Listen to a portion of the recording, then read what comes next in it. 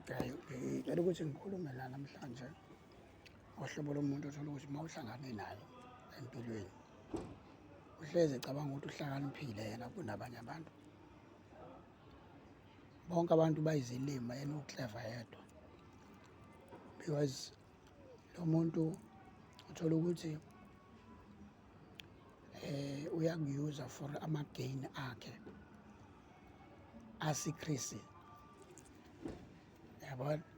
So izinto ey'ningi azenzayo kokunye uyitshela ukuthi wena umqondo wakho kusho ukuthi awusebenzi, awuyiboni lento ayenzayo.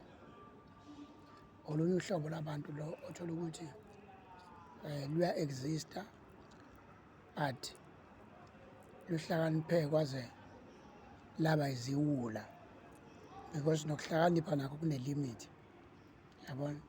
Akufanele uma uhlakaniphile bese ucabanga ukuthi wena wedwa uhlakaniphile emhlabeni, yabo. Ngoba khona abantu othola ukuthi abakuvezi ukuhlakanipha kwabo kwabanye because basuke be-avoid-a izinto ey'ningi, yabo. Othola ukuthi izinto ey'fana nokuthi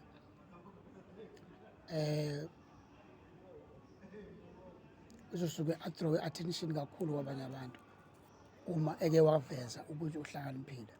So kungcono ay'thulele nje, ababuke abantu benza yonke into abayenzayo, yabo. But i-most of the time laba abavezayo ukuthi bango-clever basuke benobudomu kwelinye isayidi obukhulu obedlulela ukuhlakanipha basuke bey'tshela bahlakaniphe khona, yabo. Because isikhathi esiningi bafana like ama-blood suckers, baphila ngamagazi abantu, abakwazi ukuphila bengekho abantu ababenza iy'lima, yabo. Lolo hlobo lwabantu kwesinye isikhathi lujwayele ukuthi lube kuma-high profile, yabo. Kuba abantu nje abadumile abahlonishwayo, yabo. Othola ukuthi nalokho kuduma noma edumile izinto othola ukuthi uy'fomele yena, ukwakhe yena ukuthi adume, akukhona okwendalo, yabo. So bese bona bonke-ke abantu ukuthi bayilima-ke yena ngoba nakhu udumile, uyaziwa.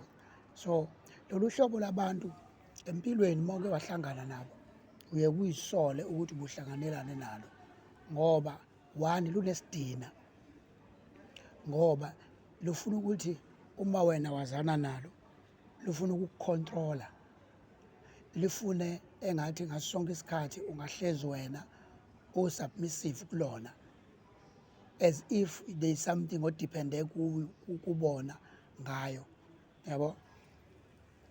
Bayakwazi ukuconvince umuntu kube sengathi abakwazi ukuphila ngaphandle kwakhe, yabo. Abantu even though umuntu ekuficile ukuthi empilweni uyaphusha, u-right, but afune kube sengathi awukaze wena uyiphushele impilo ngeyakho indlela. So afuna ukuveza amasayidi athi kusengathi wena vele wakufica uhluleka empilweni, ayikho into oyi-achieve-ayo, ayikho into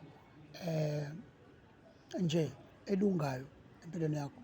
So lolu hlobo luhlobo labantu kwesinye isikhathi kufanele silu-expose, siluveze kwi-community, because abanye bahlezi benayo leyo ngqondo yokuthi bona bayibona, abekho abanye abantu abangaphezu kwabo, kanti there are more people abangaphezu kwabantu abasuke bey'tshela ukuthi bango-clever bodwa emhlabeni.